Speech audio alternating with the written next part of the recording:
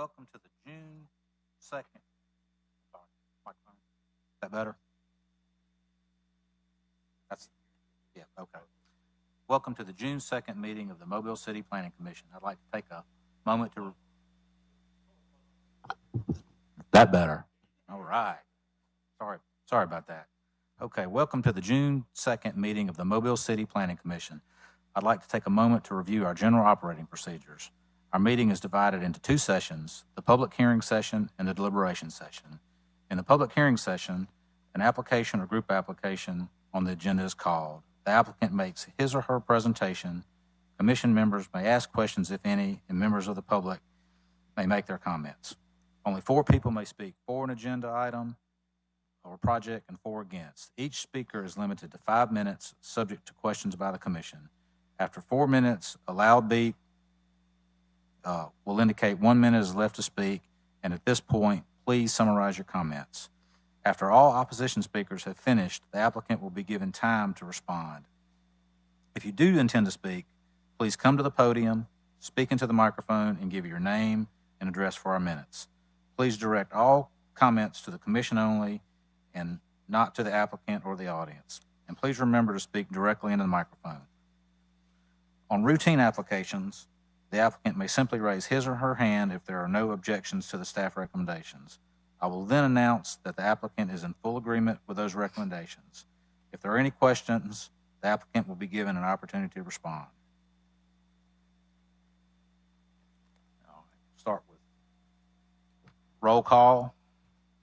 Mr. Jay Stubbs, Mr. Alan Cameron, Ms. Jennifer Denson, Mr. Carlos Gant. Here. Ms. Shirley Sessions. Here. Mr. Taylor Atchison. Here. Mr. Matt Anderson. Nick Amberger here. Mr. Scott Jones. Ms. Susan Carley. And Mr. Kirk Matei. Okay, we do have a quorum. Quorum has been established. If a regular member is absent, state which supernumerary will vote, or in the case of a recusal, announce that. Okay, so first item is the adoption of the agenda. Is there a motion? Item has been properly motioned and second. All those in favor? Aye. The agenda has been adopted. New subdivision applications, item number 1, 2861 Spring Hill Avenue, Commonwealth National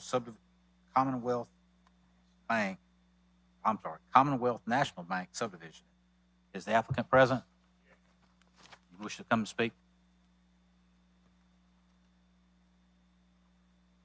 Yeah, the application has been recommended for tentative approval. So if applicant, please give us your name and address for the record. Yes, good afternoon. My name is Percy Jenkins with Commonwealth National Bank, and we're located at 2214 St.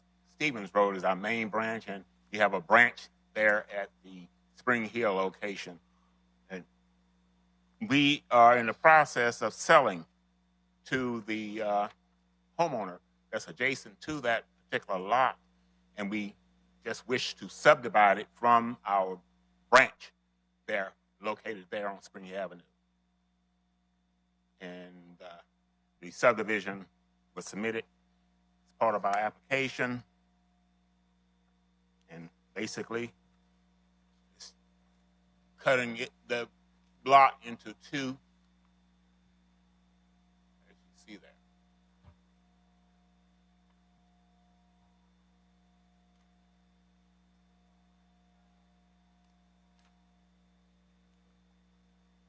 Any more comments, sir? No, that's it. Questions by commissioners? And thank you very much. All right, thank you. Is there anyone here to speak against this application? Okay. Moving on to item number 2, 401 Civic Center Drive, the Mobile Civic Center subdivision, been recommended for tentative approval. Is the applicant present? Recuse. Mr. Chairman, just want to point out that you have one set of comments regarding this application before you. One set of comments? Yeah. Okay.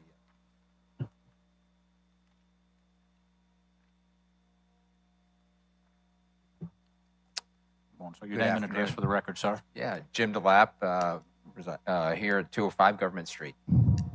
Okay. Mr. Lapp, the application's been recommended for tentative approval. Do you have anything you'd like to say about the application? No, not unless you have any questions. Questions by commissioners? While we've got the applicant here, I'll ask Mr. DeLapp. We've got a letter that references concerns with parking if a new structure were to be built on this. Can you elaborate on what efforts will be made to handle the parking requirements needed? Sure. This is a subdivision for a future office building.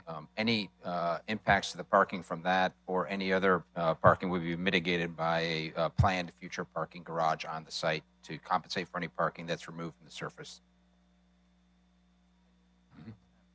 And for the record, there was a letter received from a Mr. Richard Waters with regards to the application. Just read that into the record. Okay. Is there anyone else here to speak for the application? Okay. Thank you, sir. Anyone else here to speak against the application?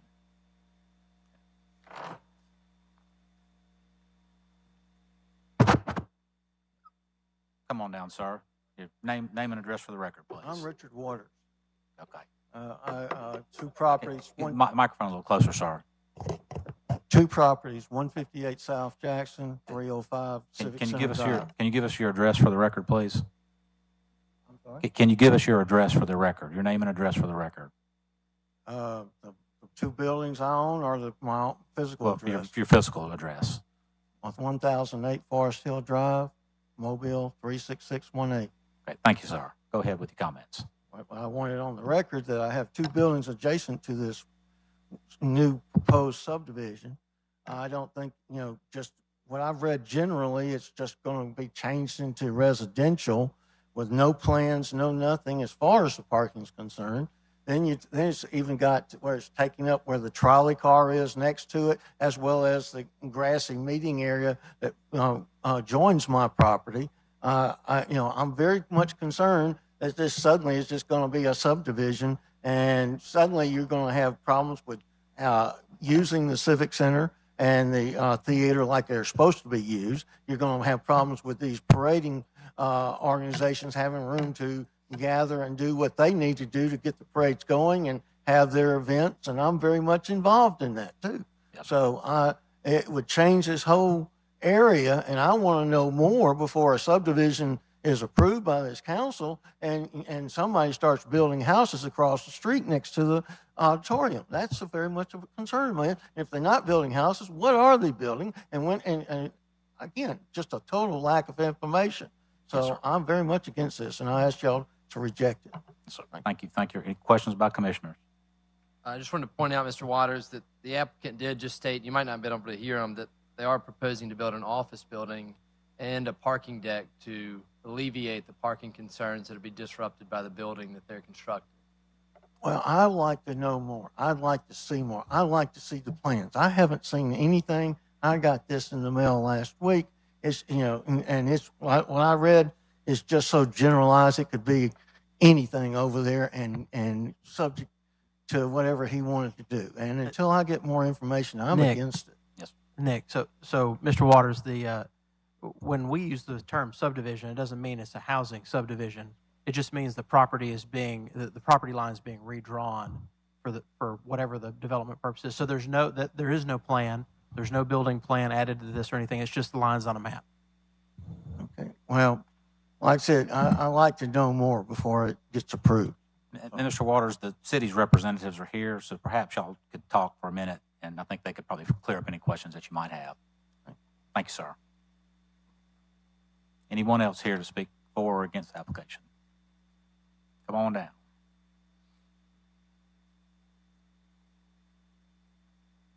Your name and address for the record, please. Sure. Elizabeth Stevens, 261 Dolphin Street. I'm not here to address the specifics of the subdivision as much as the process.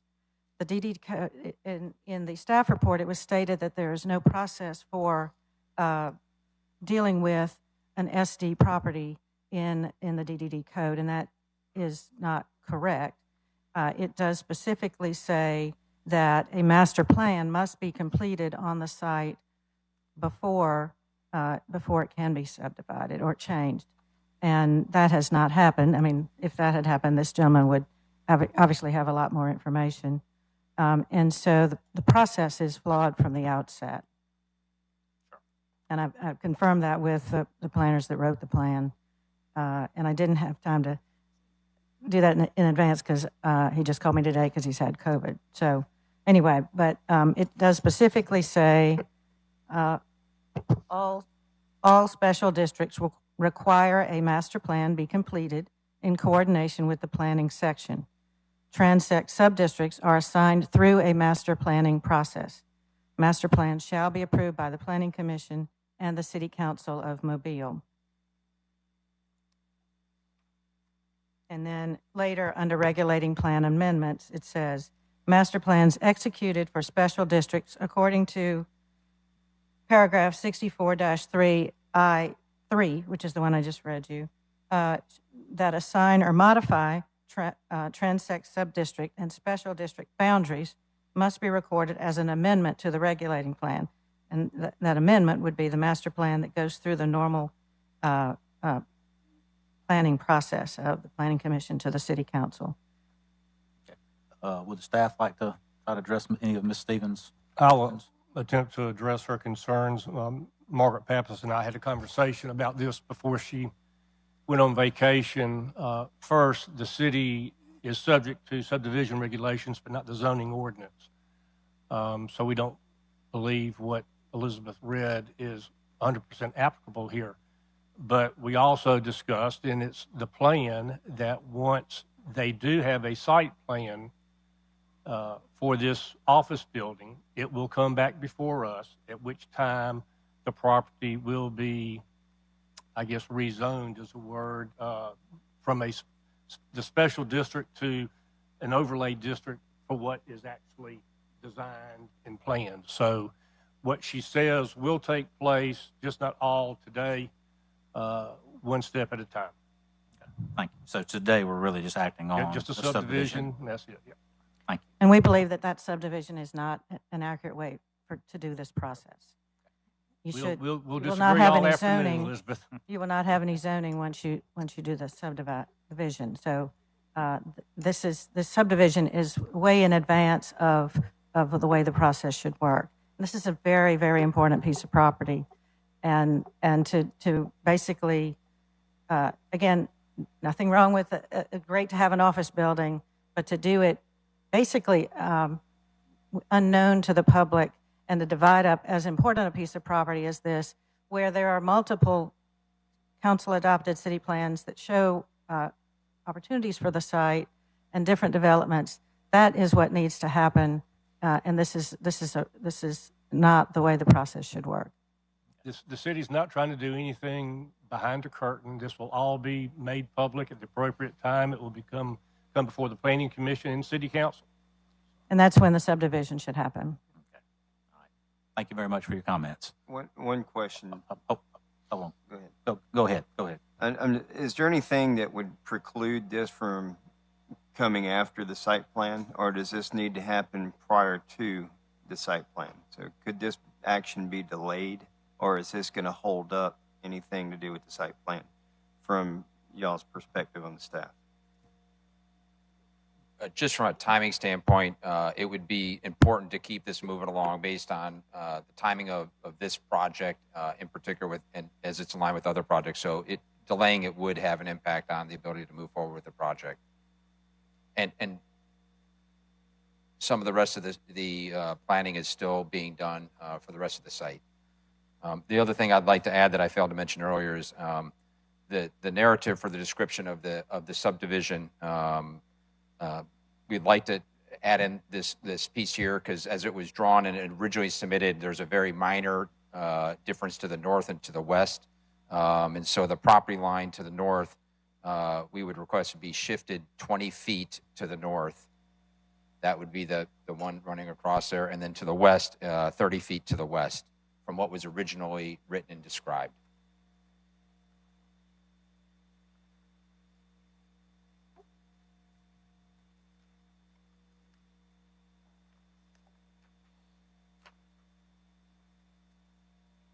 staff have any objections to that? Is that okay with the staff?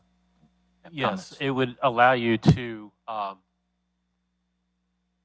think the request is to allow a maximum shift of up to 20 feet on the north line and up to 30 feet on the west line.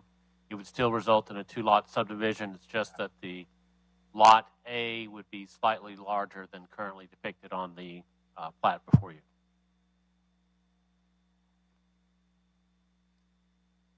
Thank you, Mr. DeLapp. One more question. Go ahead. I know we've got an organization looking at future use of the Civic Center that we've hired that's probably going through that process right now. Are they familiar with this and any impacts that would go into their plans that they're looking at right now? Yes, the city's hired a consultant to help with the planning of any redevelopment for the Civic Center complex itself. That's the theater, the arena, and the expo hall. They're well aware of this plan and the need for the parking garage, the location of the park. You know, that's being determined, and then reworking any other traffic circulation throughout it, as well as any green space in the area. Yep. Thank you. All right, moving on, item number 3. 363 Gulfwood Drive subdivision. Applicant has requested a holdover, but I understand there's someone here. The applicant has a proxy to speak on their behalf. If you come down, please, sir.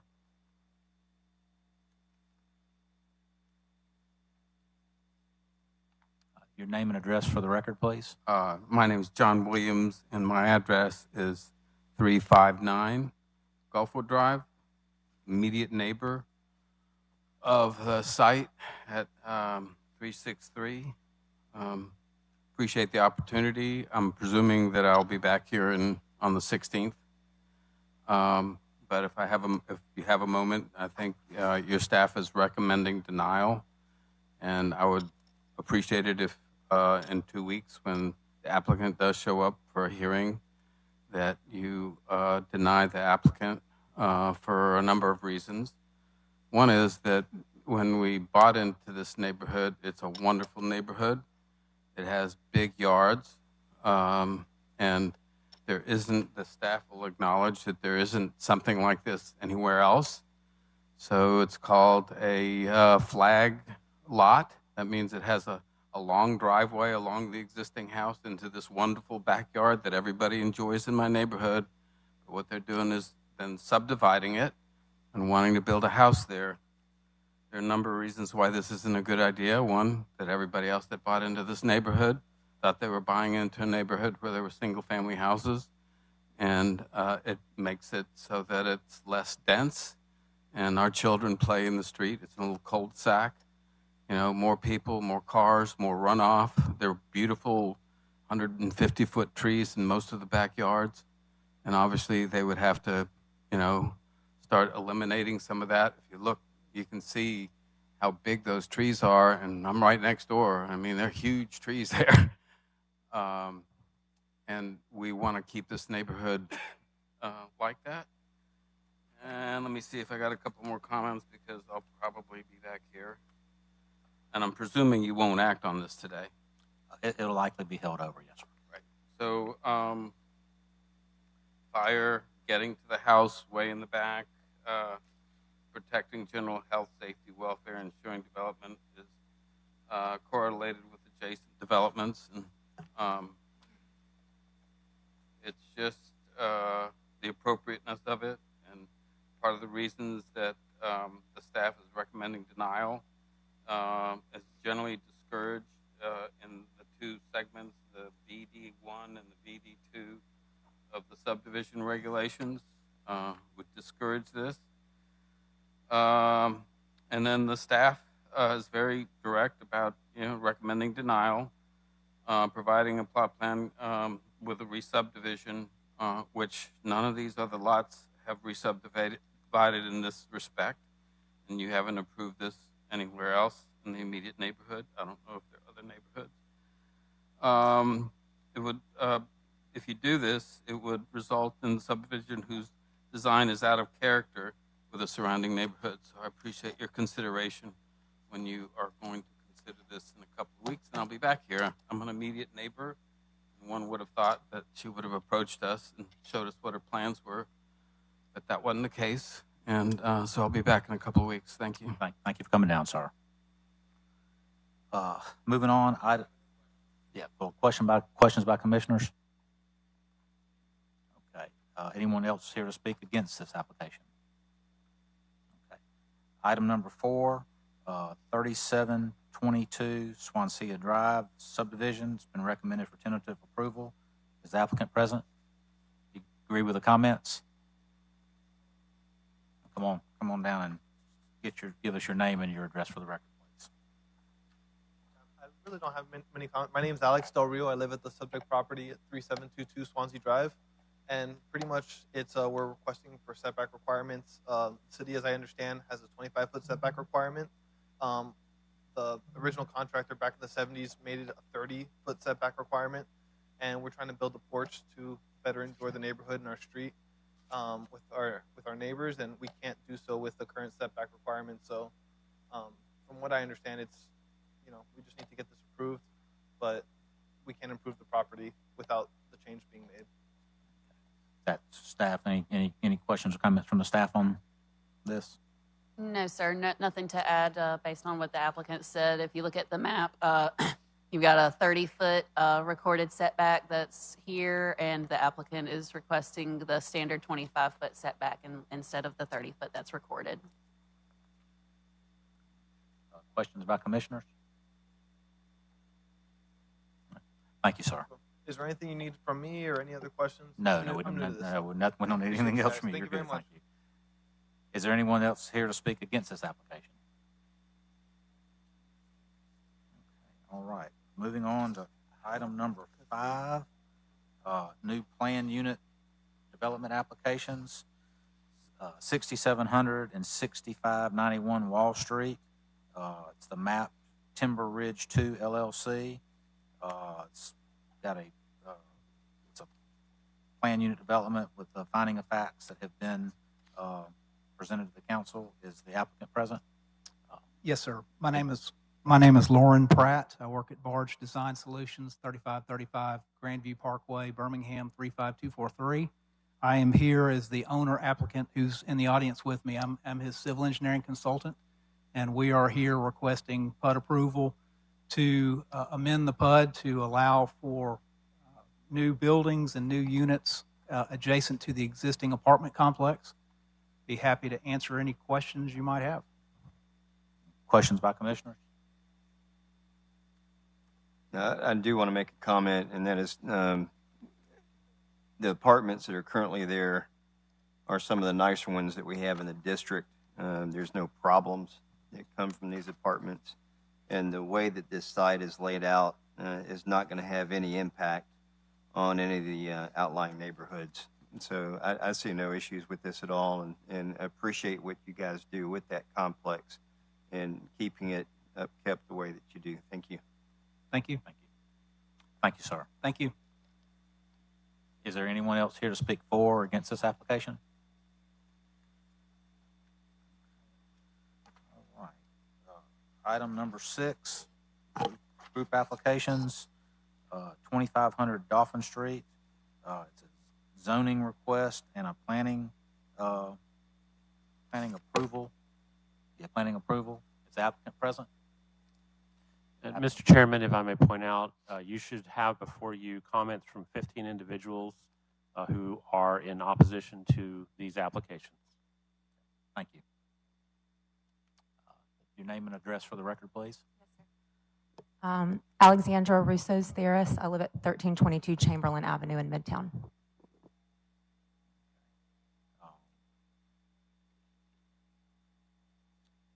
What are you have comments about your application? Yes, sir. Okay, if you could, please. If it's okay, I wrote them down because I'm a little bit nervous. So, it's okay.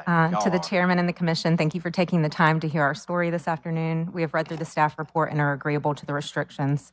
The owner of the property, Mr. Brian Dewey, is here to speak after us. So I would like to take some time this afternoon to speak to you about the nature of our business and our hope for a partnership with our community.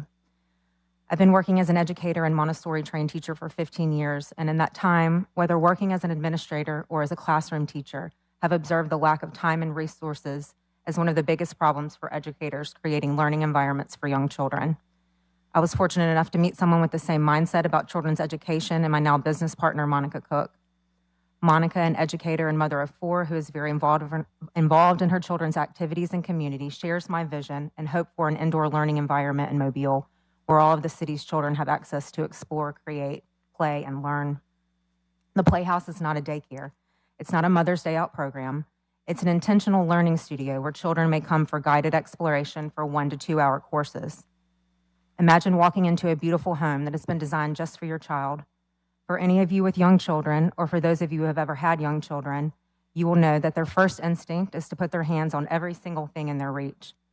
The Playhouse intends to be a space where the magic of such an environment comes to life. Our intention is to prepare the environments in each room of the home for intentional and purposeful play so that a small group of children may move through the home and explore with the guidance of 2 experienced educators. If I were looking for my child to learn to dance, I would seek an expert dancer with a studio space that would support my child's growth. In that same spirit, Monica and I are experts in our field and intend to bring the same enthusiasm we have had in our classrooms over the years to the greater Mobile community. After spending the last 3 years in a classroom and teaching children's cooking classes, I have found a common conversation with all of the parents and families I have served. Our city is a magnificent one, but we need an area with a business that would support purposeful indoor exploration, a place that feels like home for them, and a place which would in turn support the social and emotional wellness of our city's youngest members and their families. Creating a safe, calm, quiet, and peaceful children's studio is our goal, and it is our hope to support our neighborhood and our city in the process. We do not want to disturb the fabric of the neighborhood or the integrity of the surrounding area, just the opposite. Our hope is to make a home here and to support positive progress in our neighborhood. We want to support the wants and needs of our neighbors and of our city. It was in that same spirit that we arranged a community information session for the neighbors of 2500 Dauphin Street. After quickly realizing that some of the neighbors had significant concerns about things like traffic, Monica and I went back to our original proposal to restrict the hours and the amount of children we would serve per class so that we could have the least amount of impact on the day-to-day hustle and bustle of the neighborhood. You see that our hours are listed from 7 a.m. to 7 p.m., Tuesday through Saturday, but we do not intend to have children at the Playhouse during that entire time frame. We listed those hours because those were the times when we can anticipate ourselves being on the property and wanted our neighbors to be aware when there might be movement at 2500 Dauphin. 1 to 2 hour classes will most likely start around 9 a.m. and end with an after-school cooking class, which would allow Monica and myself to get back to our own homes and families before supper time.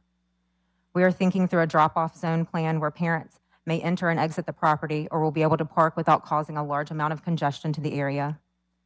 Because the experience of these children and families will be most like that of a guided children's museum tour, I can imagine why it was difficult to decide how to describe our business to the community. After speaking with the planning department, we were found to be most analogous to a school or a daycare as an educational institution. I want to repeat here that we're not a daycare. This is not going to be a jump house party place. Our hope for our business is to offer a safe and beautiful environment prepared specifically to ignite the spark of childhood intelligence through supported and purposeful play. We welcome feedback and advice from our neighbors and our community as we navigate this process and our overall goal to create a beacon in Midtown that supports the growth of Mobile families in a way unseen before in our community. We hope to collaborate with the community and with the city should we move forward in this progress. Thank you for your time. Thank you very much for your comments. Are there questions by commissioners? Anyone else here that would like to speak? I have a question. So it's not a daycare. It's not a daycare. So what is it? This is a question we've received quite a bit because it's something new. It's essentially a school, and the way that you might send your children to an art studio for an art class, or you might send them to a dance studio for a dance lesson. This is an opportunity for them to come in and have a lesson in purposeful play, the kinds of things that teachers and families know are good for children, like messy play or maybe getting in the kitchen and having a cooking class, but may not have the time to do or the resources. As educators, we found that often we try to do these things in our classrooms and there just isn't time or space for it. We hope to be a place where families and communities can come and have those experiences, those enrichment type experiences, and that it's accessible for all of the city's children rather than just be one classroom in one school serving a particular community of children. Okay, and you said you limited the number of attendees at any given time. What was it originally, and what is it now? So we originally had thought that we would serve up to 15 children per class. So if I was doing a baking class, I may have 15 kids come in working in small groups of 3 to 5 children, with Monica assisting me, where they would learn independent food preparation. After talking with the neighbors, we felt that it would be better to restrict that number, and I believe that the staff from planning said as well to restrict it to 12 children. We also anticipate that some of those children will be siblings. So we share the same concerns about traffic in the area. We chose this location because we like the idea of being in a walkable neighborhood that's easily accessible to families in the Midtown area. So our hope is to be able to restrict that number so that not only is the play purposeful and truly guided and directed, but also so that there's the least impact to the neighborhood in terms of congestion. Yeah, so how long is a typical class? Well, if you were coming in to learn how to bake cookies, the class might be an hour and a half. Yeah.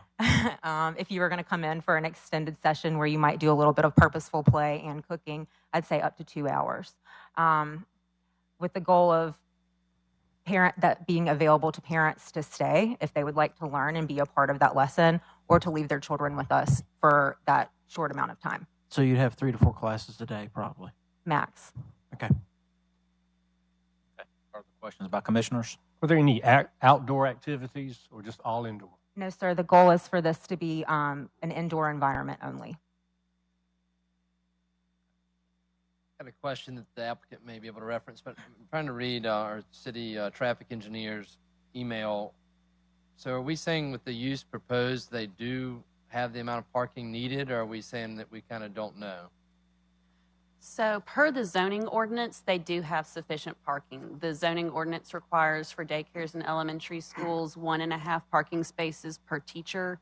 Since they're going to have 2 teachers, they are only required to have 3 parking spaces. So for that requirement, they do. Since traffic engineering was not able to be at the meeting today, I did reach out to them to see about comments. And that's where they talked about the amount of parking on site versus on street available for the site. So traffic engineering anticipates that there would be a possibility for a need for people to park on site, depending on what the classes were going to be. But traffic engineering obviously isn't here to hear that and provide the guidance on that. But they did say that there is parking available on site and off site if need be. Thank you. Ma'am, do you want to speak on behalf of the application as well? You don't have to. You can if you want. She was here for support. Thank you. Okay. All right. So You did good. She did. So, one follow-up question to that. How many parking spots are currently on the property? So the current parking space is not lined, but we anticipate that there could be up to 8 parking spaces. And I think at least the property owner, Mr. Dewey, is here too to speak to the nature of the property and probably be helpful in answering some of those types of questions as well. thank you. I have one question. I had an opportunity to drive by that location this morning. So the building outside, and it's a insurance office now, I think, and it was your law office. It looks pretty much like it blends in with the neighborhood. Are you planning to keep it that way, or will you have a sign outside that says Playhouse? So I believe there was a sign variance granted for the property at some point. So of course we would like to have a sign out front so that people would be able to find us easily. But we have no plans to change the aesthetics and the structure of the property. In fact, that was what called to us, to have something that feels like home in a neighborhood nested design, so that when the children and family come into the space, it feels like a calm and inviting area for them to learn. Okay, thank you. Yes, ma'am. Thank you. Thank you. Thank you. Name and address for the record, please. I'm Brian Dewey. I'm at 2500 Dolphin Street is where the office is. I practiced law there for about 25 years.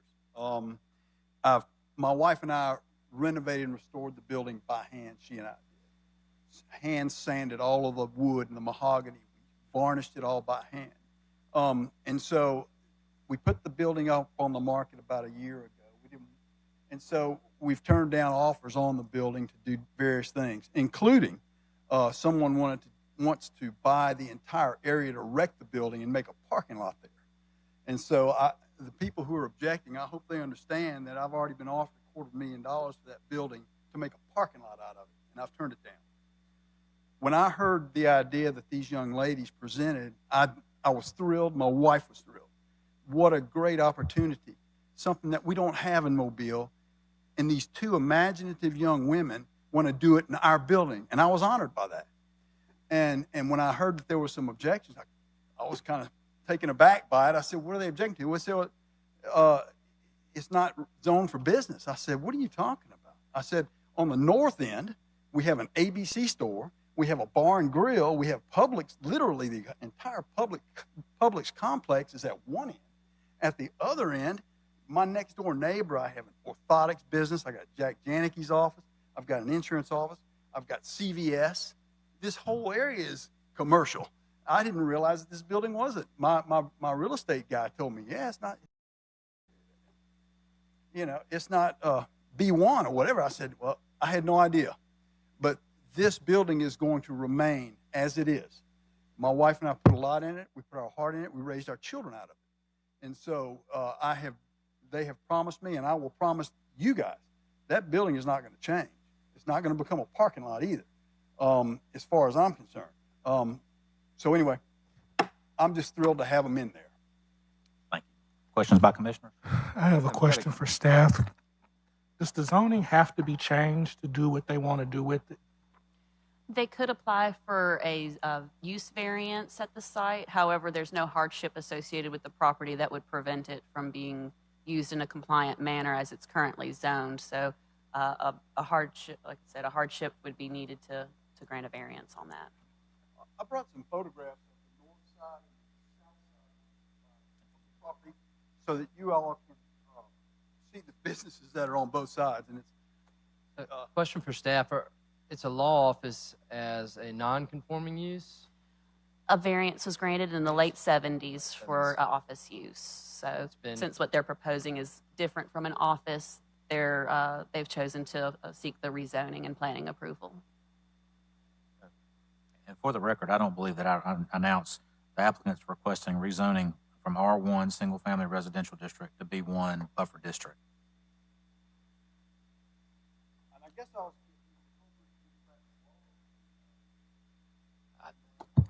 under a use variance. The use variance granted in the late 70s allows office uses. Perfect. Thank you very Statute much. of limitations was passed on that. I hope so. Don't get me out of retirement. Thank you. Thank you. Is there anyone else here to speak for this application? Is there anyone else here to speak against this application? Please come down. Your name and address for the record, please.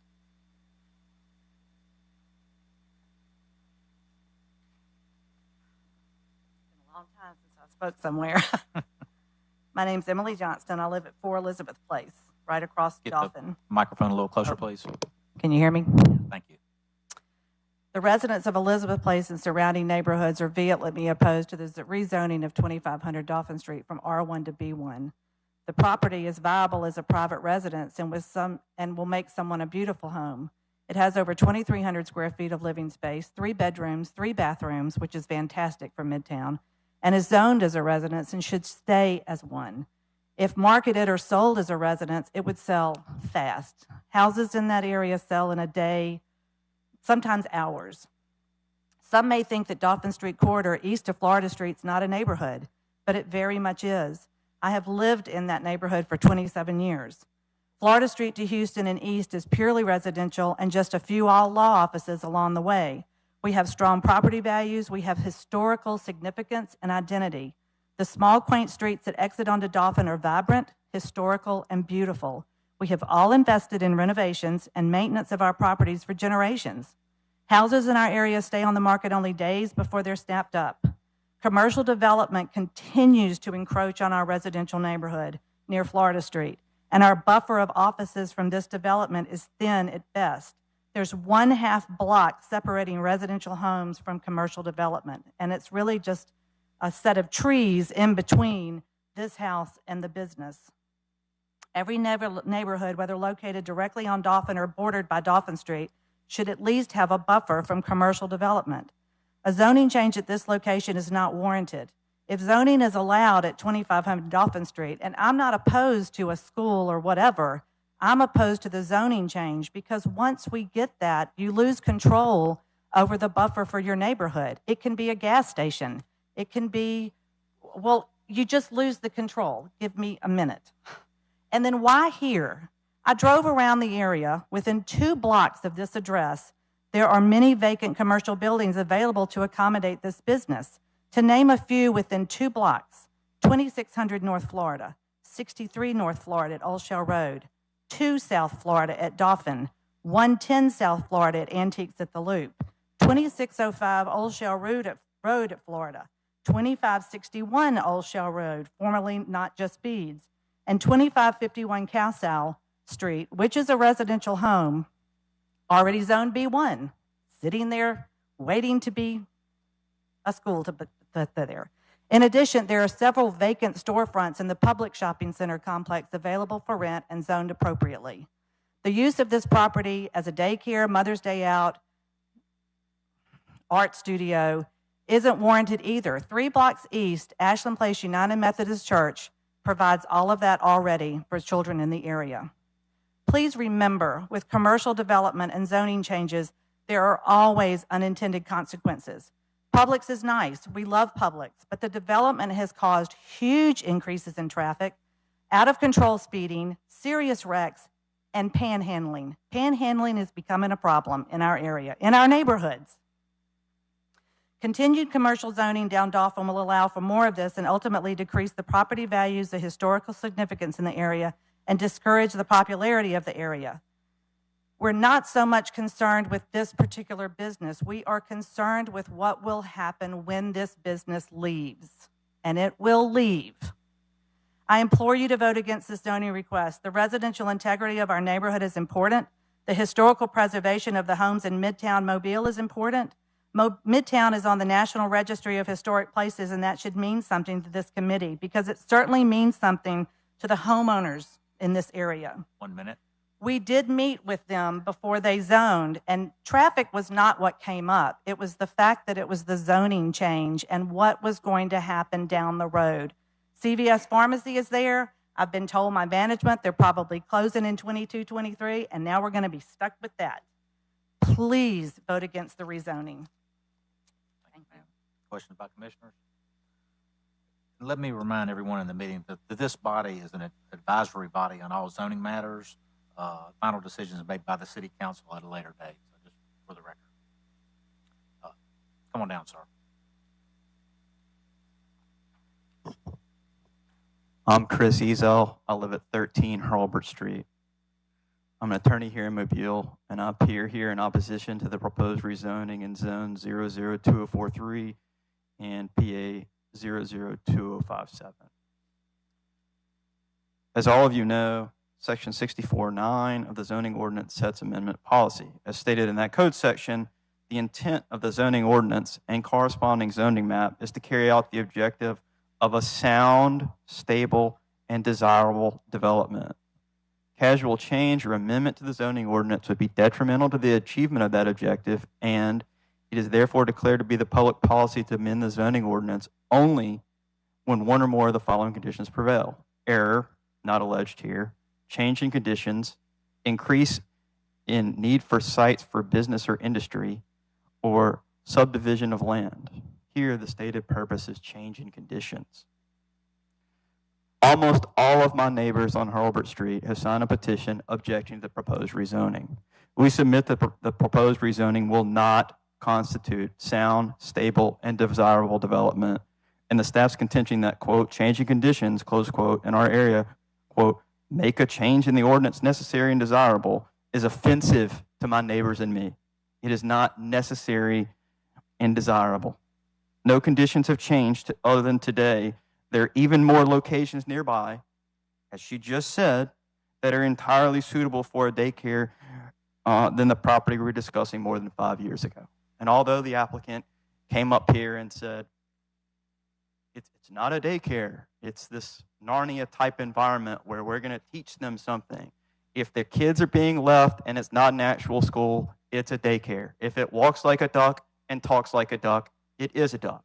Second, as the property owner said, he misled a little bit, right? The end of our street, as you know, goes between Old Shell and Dolphin. At the end of our street on the north side is the USA Clinic, and then on the other side is the cleaners. That's on the north side. On the south side, it's 2 houses. Each of you have a package that I sent. Counselor Sessions told me she drove by. You saw it. It looks like a house. There's a little bit of parking. There's one entrance. There's no exit. So what this contemplated, okay, they lowered it down to 12 kids. They're going to keep it open 12 hours a day, and the class is contemplated going 1.5 to 6 hours. That's 72 cars having to go in and out twice each time. If they're going to have 12 kids and the parents are going to stay, in no way is 8 parking spaces possible. If 12 kids, 12, at least one parent staying, that's 12 cars. They only have 8 spaces. That's not there, right? Keep going. There's no ABC store at the end of our street. That was offensive. That's to dilute our street. ABC store is not at the end of our street. Keep going. Right. This is a residential house. It's looked like a residential house for many years. This assertion that the back area has been retrofitted for ample parking space, again, laughable. You can see from the pictures in your packet, the parking is sufficient for a small law office, not a daycare that's used multiple days a week for 12 hours a day. In addition, the applicant only contemplated 1 employee parking spot used for daily activities. 1 employee for all of these kids being left alone? That's completely irresponsible. Second, as noted in the staff report, the B1 district does not have the minimum of 2 acres described in section 64-9A2B, and the applicant does not state any condition makes the proposed rezoning necessary and desirable. As I alluded earlier, there are many other vacant properties with B1 and B2 zoning within half a mile on Florida Street or elsewhere where this would be less of an issue. Please, please recommend against this. Please. Thank you. Thank you, Mr. Ezel. Questions about commissioners? Thank you. Thank you. Is there anyone else here to speak in opposition to this application? Okay. That concludes our planning session, and we'll move into our deliberate. I'm sorry. Yeah. Come on. Yeah, you have a chance. You have a chance to come down and vote. My apologies. Yeah, please come back down.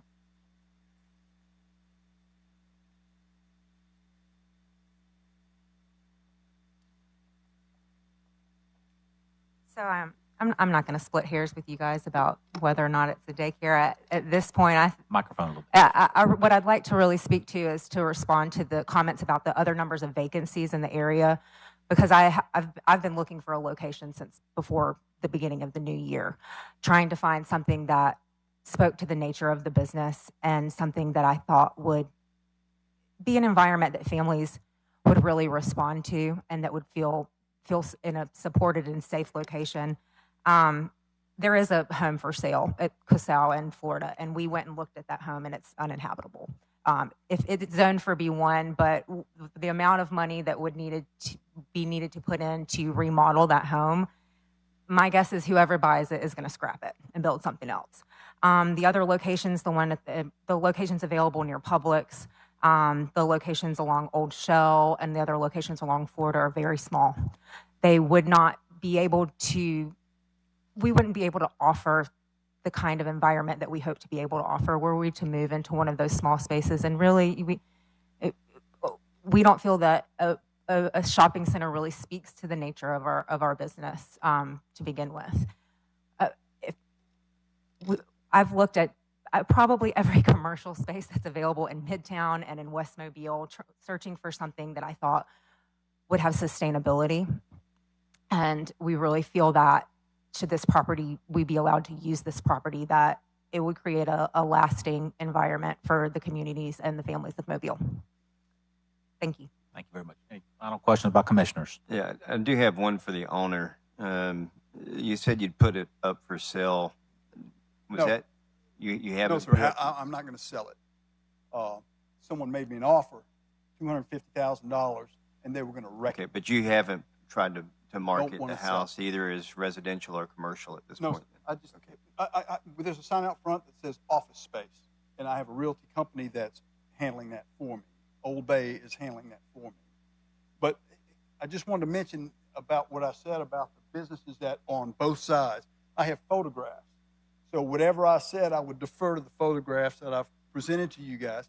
And if you go by there, the traffic up and down that street is what you would expect when you have a Publix and a whole complex on the north side, and you have a beauty salon across the street, and you have these other businesses to my right, an orthopedics business, a law office, a financial office, literally right next door.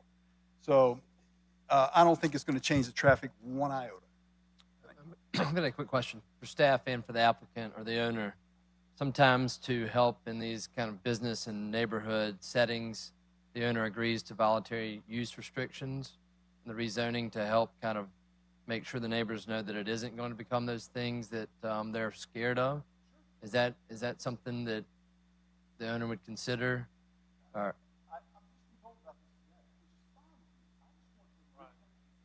Oh, I'm sorry. I just want to retain the building as it is.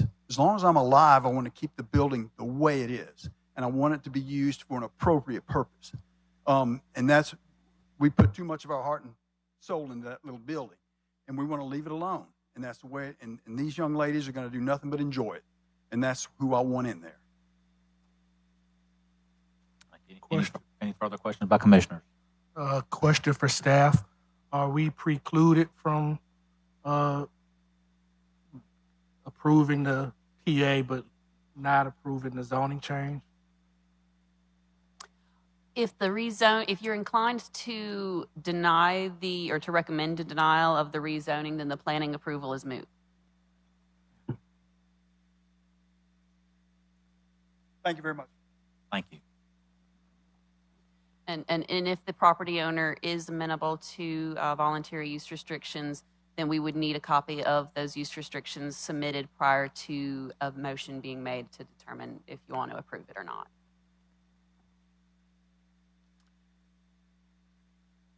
Did the applicant understand those comments from the staff regarding voluntary use restrictions?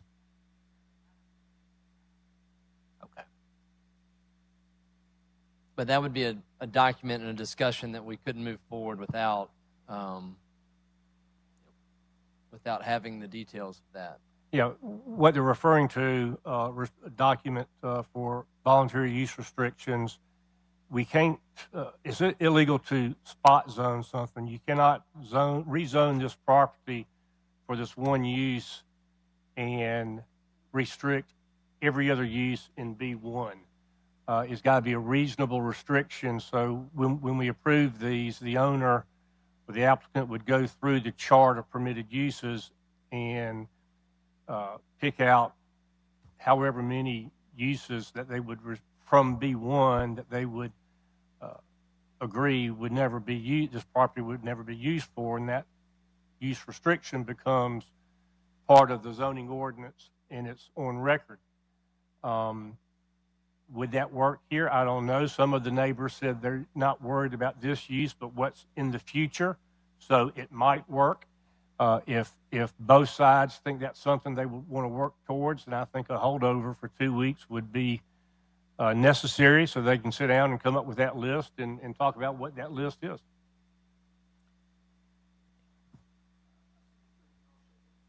Yeah. Sir, if you want to come down and speak at the podium, please. Oh, sir, you can't take your comments anymore. You had your chance to oppose. Sir, hold up a second. I don't think that Mr. Ezel's In the microphone, please, sir. sorry, sir. I don't think Mr. Ezel is going to agree to anything. So, but we will. If you need for us to change, if you want a restriction on that property, say it's not going to be a house of ill repute, whatever you want to put on there, it's fine with me. If however you want to restrict it, as far as a B1 use, it's fine. That's a request by the applicant. This body doesn't make those restrictions. That's a request that comes to us, and then we act upon your request. I'd hate to wait for 2 weeks for Mr. Ezel, because that's not going to happen. I understand. Yeah, come on up, Mr. Ezel. I'm Chris Ezel again. I object for Mr. Dewey, again, putting words in my mouth. I don't know what we'll agree to. There's no proposal here. If there's a proposal, we will consider it. We'll be reasonable. But, just a blanket rezoning, that's a straight no. I will not agree to that. I will push against it here. I will push against it at later meetings of other bodies. He's an attorney, I am too. I think this body has to let that be presented to us, and then we take action on it. And I just don't think we're there today. I think if I'm hearing correctly, this likely will be held over. We recommended for a holdover for 2 weeks. That's probably If we think that both sides would, in good faith, try and work out a voluntary use restriction, then it's up to y'all to hold it over. It's not, I'm not saying hold it over to roll the dice and hope they do that, but if this gentleman's saying they'll consider it and Mr. Dewey's saying he's willing to do it, then I think it might be worth a shot. I think that's what this body would hope too, that the two sides, where it does seem like y'all may have already had one meeting, would at least sit back down at the table again and better understand each other's perspectives and see if there is middle ground that lets it move forward or not, and then come back to us, in the next meeting, which would likely be June 16th. Is that possible? That is correct, yes, sir. Thank you. Maybe in the interim, the owner or applicant could talk with staff about what that use restriction list would look like. And I'd also ask that y'all engage a civil engineer for some sort of preliminary look at the parking, because there does seem to be a miss in what amount of parks you say are available and what the staff has said is there. So I think that would also help, so we know what that number actually looks like. Thank you. Thank you, Mr. Ezel. Okay, I guess that wraps up our public hearing session. We'll move to our deliberation session now.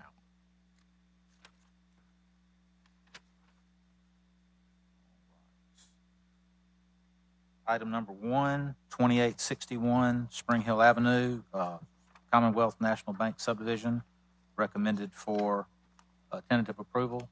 Is there a motion? So moved. Second. Been properly moved and seconded. All in favor? Aye. Any opposed? Motion passes. Item number 2, 401 Civic Center Drive subdivision, the Mobile Civic Center subdivision. Item is recommended for tentative approval. Recused. Let the record show that Mr. Gantz recused. We have a quorum still? Yeah. Okay. Is there a motion? Move to approve subject to staff recommendations. Second. Item's been properly moved and seconded. All those in favor signify by saying aye. Aye. Any opposed? I'm sorry, I wasn't paying attention. Did that motion include the moving of the property line as the gentleman requested? It did not. I thought that was already in there. My bad. That's all right. I would like to make a motion to amend the previously voted motion to include up to an increase of up to, was it 20 feet on the north side and 30 feet on the west side? That is correct. 20 feet on the north and 30 feet on the west was what they requested. Then I would move to make the amendment as indicated by staff. Second. Been properly moved and seconded. All those in favor signify by saying aye. Aye. Any opposed? Let the record show the motion passes. Item number 3, 363 Gulfwood Drive subdivision. The application has been recommended for holdover to June 16th. I'll make that motion. Second. All those in favor signify by saying aye. Aye. Any opposed? Motion holds over till June 16th. Item number 4, 3722 Swansea Drive, the Landfair South Yester Oak subdivision, been recommended for tentative approval. Is there a motion? So moved. Second. Second. Wait, it already has the 5 feet that he was after, It's a right? setback. Okay. It's a setback. Yeah, this was a setback, but it's been recommended for Right. approval. Got it. Is there a motion? Yes. Yes. So And a moved. second. Second. Been properly moved and seconded. All those in favor signify by saying aye. Aye. Anyone opposed? The record show the motion passes. Item number 5, 6700 and 6591 Wall Street. It's a PUD with findings of facts. Is there a motion? Move to approve subject to staff recommendation with findings of fact A through F. Second.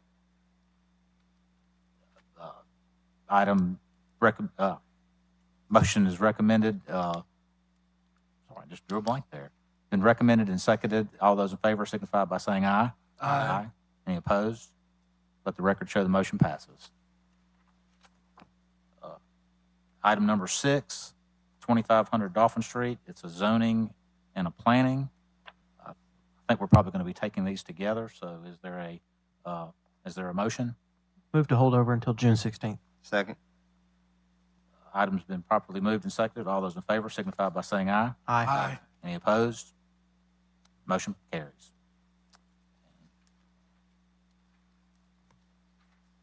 Being no other business, that will conclude this meeting. And is there a motion to adjourn? Second.